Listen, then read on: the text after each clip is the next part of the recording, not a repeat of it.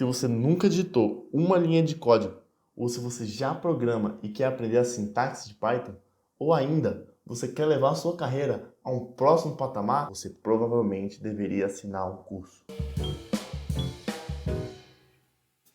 Antes de tudo, você precisa de um lugar para codar. A primeira opção, e a mais fácil, é você programar em um ambiente online, tipo esse aqui. Ah, mas Léo, eu não sou nenhum imbecil. Então, meu amigo, eu te recomendo o Visual Studio Code. Ele é uma ideia, tipo um editor de texto para programadores. Você vai entrar no site deles, baixar o arquivo conforme o seu sistema operacional e instalar. É só marcar para aceitar a licença e clicar tudo Next. Depois disso, você vai ter que instalar a extensão Python no Visual Studio. Ela serve para você conseguir rodar seus códigos em Python. Para isso, você vai nesse botão no canto esquerdo, digita Python e instala a primeira extensão que aparecer. Ah, agora já posso programar. Ainda não. Seu computador não é tão inteligente assim. Por isso que ele precisa de um tradutor. Também é conhecido como interpretador Python. Basicamente, ele vai traduzir o que você escreve para Python. Você vai entrar no site, clicar em download, instalar o arquivo. Agora espera. Você precisa deixar essa caixinha marcada. É importante. Instala. Todos os links eu vou deixar na descrição. Agora você vai abrir o Visual Studio, criar um novo arquivo e salvá-lo com a extensão .py.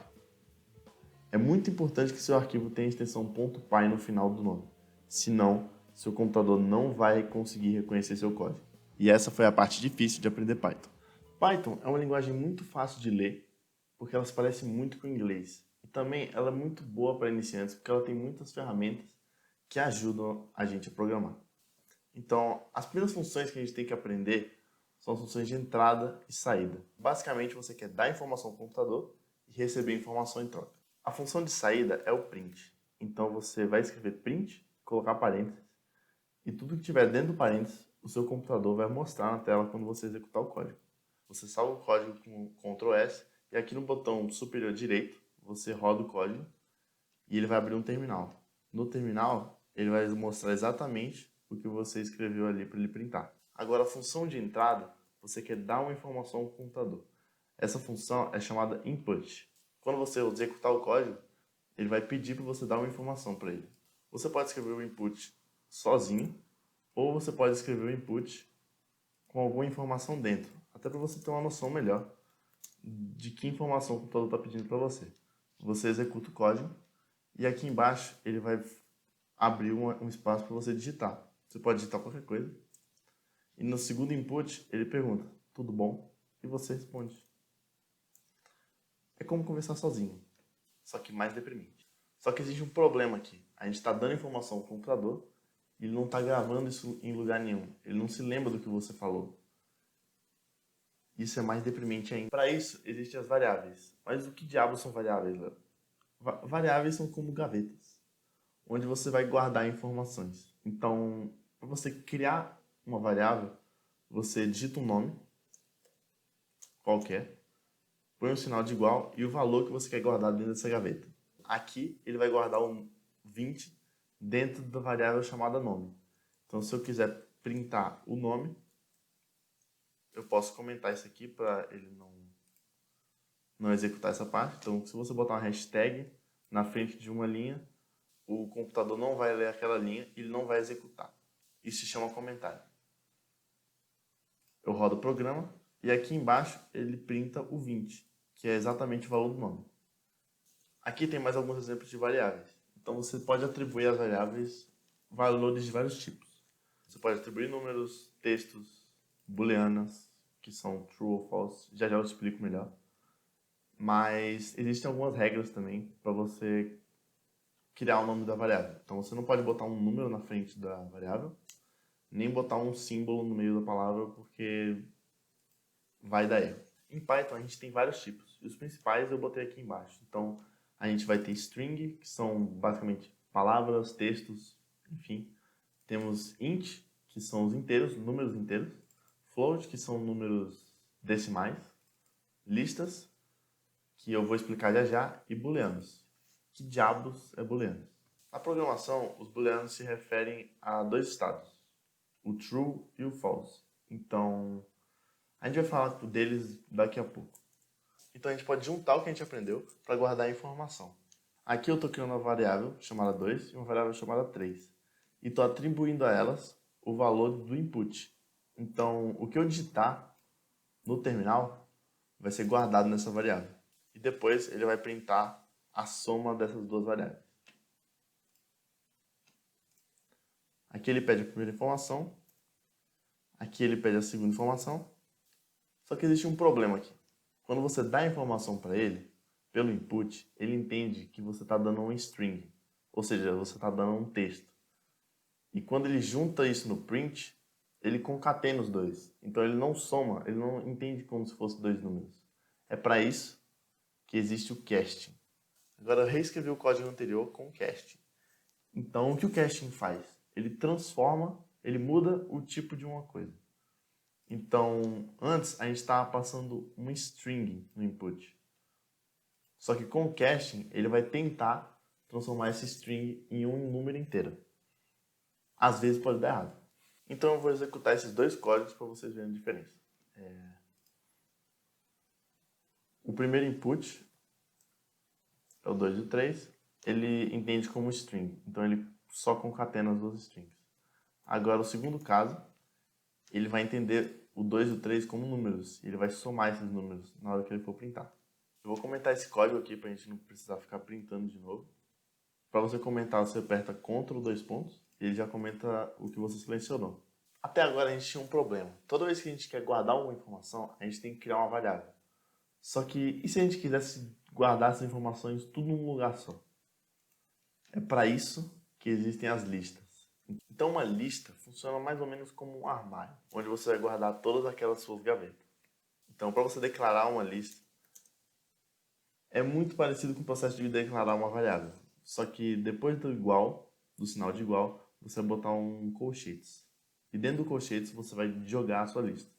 Então, todos os elementos que estão dentro do colchetes são os elementos da lista. E os elementos são separados por vírgula. Então a gente tem o número 2, posso botar um outro número, número 3, posso botar um texto, posso botar uma booleana e por aí vai. E se eu quero acessar o elemento de uma lista, tudo que eu tenho que fazer é digitar o nome da lista, abrir colchetes e digitar a posição do elemento na lista. Se eu quiser acessar o primeiro elemento, eu vou digitar o nome da lista, colchetes e o 0. A gente tem que lembrar que na programação a contagem começa no 0. Quando eu rodar o código aqui, ele vai printar na nossa tela o número 2, que é justamente o primeiro elemento da lista. E as listas em Python têm muitas ferramentas. E essas daqui são algumas. Então você pode ver o tamanho da lista, você pode adicionar um elemento na lista, remover um elemento da lista, limpar a lista inteira e por aí vai. Fica de exercício você procurar outras ferramentas que te ajudem. Agora a gente entra num tópico da programação que a gente chama de condições. Em Python, as condições são representadas por else, if e elif, que é a junção de else com if. Mas para que servem as condições? As condições servem para você executar parte do código em algumas situações e executar outro código em outras situações. Eu vou dar um exemplo para você entender melhor. Aqui é uma estrutura básica if-else. Então, if em inglês significa se e else significa todo o resto, em uma tradução livre. Então, if, se algo acontecer, ele vai fazer isso. Else, se não acontecer, ele vai fazer isso. E é bom lembrar também que em Python o código é indentado. Então, para você indicar que alguma coisa está dentro de um bloco, você tem que indentar o código. Mas o que é isso? Você percebe que tem um espaço aqui, logo depois que eu digito alguma coisa embaixo do if. Isso quer dizer que o faz isso está dentro do bloco do if. Para você dar esse espaço aqui, você aperta Tab. Aqui tem um exemplo para você entender um pouco melhor como o if-else funciona. Então, eu criei uma variável chamada número e comecei uma condição. Então, se o número for maior que 10, ele vai printar na minha tela é maior que 10. Todo o resto, se não acontecer isso, ele vai printar na minha tela é menor ou igual a 10. Então eu vou comentar esse código aqui e vou rodar o programa para ver o que ele mostra. Ele mostra aqui que é menor ou igual a 10. Então, como o valor de número é 10, ele vai sempre cair nessa condição. Só que existe um problema aqui. Toda vez que ele cair no else, a gente nunca vai poder saber se o número é 10 ou é menor que 10. Então eu posso, dentro do else, criar outro bloco de condição. Então eu posso criar uma estrutura if menor que 10. Então eu rodo o código e ele printa aqui embaixo que é 10. Só que como eu falei antes, o elif é a junção do else com if. Então a gente pode reescrever esse código usando o elif. E ele ficaria assim. Você deve ter percebido que para a gente fazer as comparações, a gente usou alguns símbolos que são conhecidos da gente. E esses símbolos são chamados de operadores. São muito parecidos com o da matemática. Então a gente tem o símbolo menor que, maior que, menor ou igual, maior ou igual, igual a igual. O igual a igual é diferente do igual. Então quando você quiser atribuir alguma coisa à variável, você usa só um igual. Quando você quer comparar se um valor é igual ao outro, você usa dois iguais. Tem o símbolo diferente e tem esses três símbolos aqui também, que são o AND, o OR e o NOT. Eles trazem exatamente a ideia da tradução deles. Então, fica de exercício vocês aprenderem sobre tabela verdade. Ah, mas Léo, até agora eu não vi vantagem nenhuma em programa. É porque você não viu isso.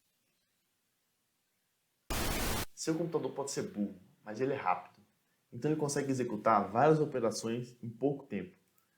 E para a gente não precisar escrever todas essas operações, a gente usa o que a gente chama de loops. Os loops em Python eles são representados pelo while e pelo for. Então, o que um loop vai fazer? O loop ele vai pegar um pedaço de código e vai repetir aquele pedaço de código quantas vezes você pedir. Então aqui a gente tem a estrutura do while. Como ela funciona? Basicamente, a gente vai escrever uma condição que a gente quer que o while seja executado enquanto essa condição for verdadeira. Então, enquanto n for menor que zero, o while vai rodar. Eu declarei aqui em cima o n valendo zero. Então, essa condição já começa sendo verdadeira. N, 0 é menor que 10. E a cada ciclo do while, ele vai fazer um print e vai acrescentar ao n o número 1. Vai chegar uma hora que o n vai ser igual a 10. Então, essa condição vai passar a ser falsa e ele vai parar de executar o while. Isso simplesmente quer dizer que eu vou executar esse código aqui 10 vezes. Se eu rodar o código aqui, ele vai printar a frase que a gente botou 10 vezes. Agora a gente tem uma estrutura um pouco mais interessante, que é o for. Eu reescrevi o mesmo código, só que agora com um for. Tudo que isso vai fazer é executar esse código 10 vezes. Então aqui são outros dois exemplos de uso do for. Nesse primeiro aqui, a gente está percorrendo os elementos da lista e printando cada elemento. E você percebe que a sintaxe é muito parecida com o inglês. Então se você lê isso aqui em inglês, é provável que você entenda sem nem saber programar. Então aqui é outra forma de como eu usei o for. Basicamente, ele cria uma variável chamada i, e essa variável começa com o valor 0. Ela vai do valor 0 até o valor que está dentro do range. E esse valor é justamente o tamanho dessa lista. Essa funçãozinha len, ela retorna o tamanho da lista, que é 3. Então o i vai de 0 até 2. Porque quando ele chegar no 3, o for não é mais válido. E aqui a gente printa um elemento da lista. Então a cada ciclo, ele vai printar o elemento correspondente ao valor do i. No primeiro ciclo, o i vai valer 0, então ele vai printar o primeiro elemento da lista. Na segunda, ele vai printar o segundo elemento.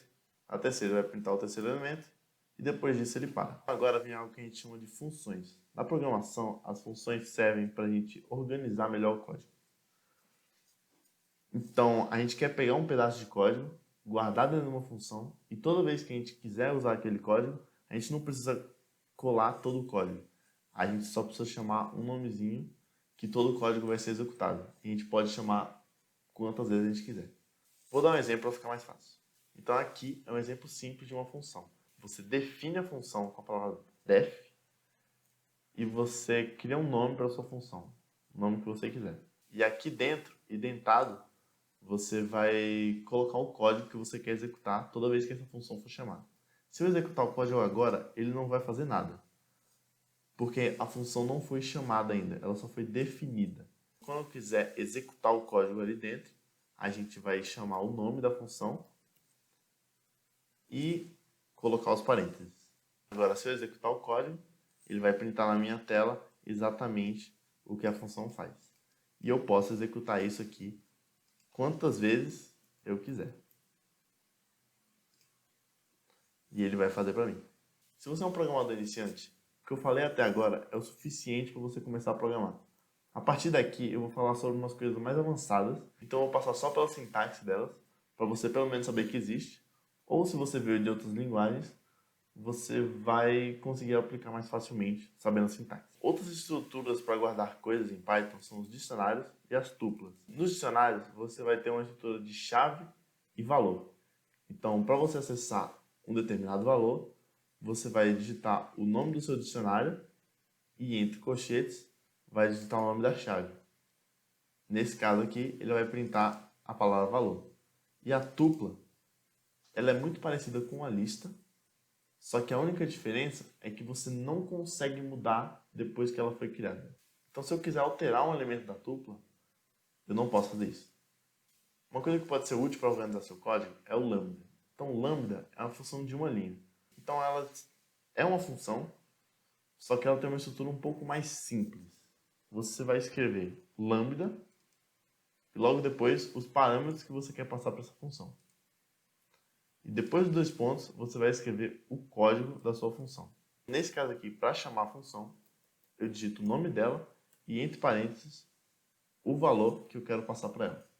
O Python também tem suporte para classes e objetos. Para você declarar uma classe, você vai digitar class, o nome da sua classe e dois pontos. Depois dos dois pontos, você vai definir um construtor. Para definir o construtor em Python, o nome padrão é underline, underline, init, underline, underline. E dentro do parênteses, você vai sempre colocar como primeiro parâmetro o self. O self serve para você ter a referência da classe toda vez que você criar um objeto. Ele é como se fosse o this em outras linguagens. Então, para usar herança em Python, você vai digitar o nome da sua classe e logo depois, em parênteses, você vai digitar o nome da classe Py. Então é isso. Se você chegou aqui e não entendeu nada do que eu falei, eu te recomendo esse site aqui. Eu vou deixar o link na descrição, porque eu não sei falar o nome dele. E lá você pode ver tudo que foi dado aqui e ainda ver alguns exemplos. Outro site que eu recomendo também é o Stack Overflow. Lá a galera tira dúvidas sobre programação e a comunidade responde. Então você pode tirar suas próprias dúvidas lá ou ver as dúvidas que já foram respondidas. É isso então, falou!